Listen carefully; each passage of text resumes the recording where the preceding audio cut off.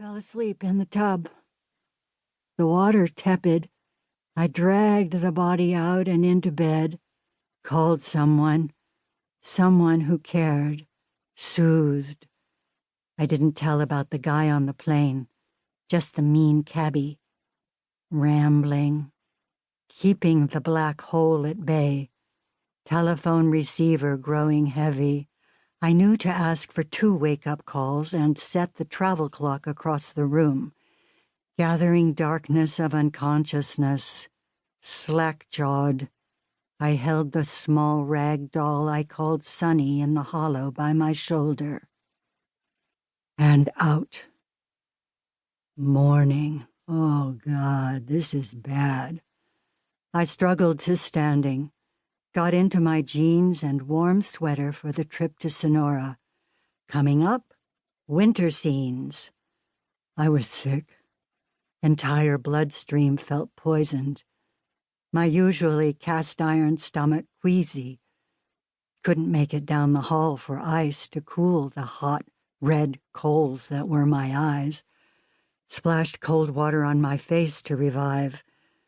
I retrieved yesterday's celebrity outfit from the chair and the floor, grabbed pantyhose, packed heels, then tucked the little doll into my suitcase. The guy! Adrenaline shot to my fingertips. Almost didn't make it here. Close call. How did I get like this? Gary was fresh and ready for the journey.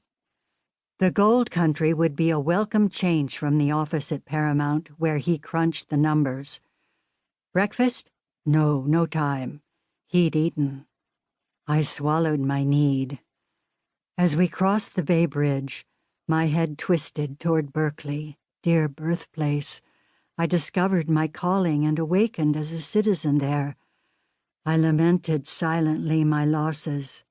Idealism, Shakespeare, like-minded friends, aspirations to make a difference. What happened?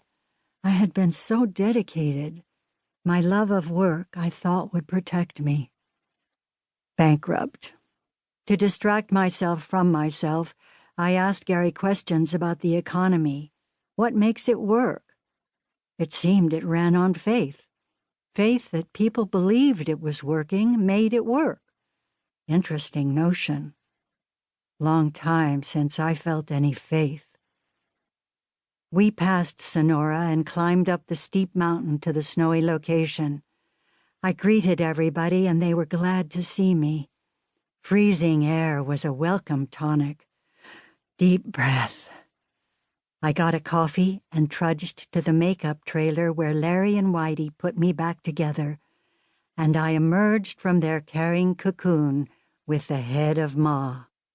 Then the wool skirt and Ma's boots, and I'd be back in the saddle, playing strength of character, integrity, kindness, fortitude, acting.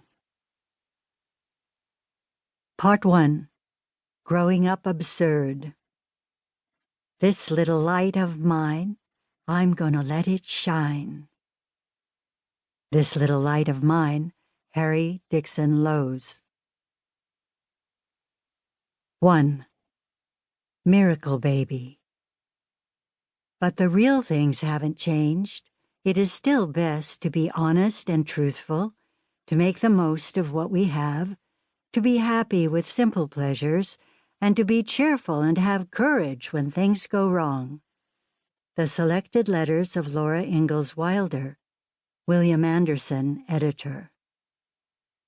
From 1973 through 1984, I was in my 30s playing Ma in Little House on the Prairie. I based Ma's character as much on my own mother as I did on the actual Caroline Ingalls. I grew up with the living embodiment of the kind of strength, devotion, and intelligence Laura Ingalls Wilder described in her books. Like Caroline, my mother, Frayella Berry, rode barefoot on horseback to school, worked as a one-room schoolhouse teacher, and, like Caroline, chose a husband who was a devoted partner, but whose restlessness also challenged all her strength.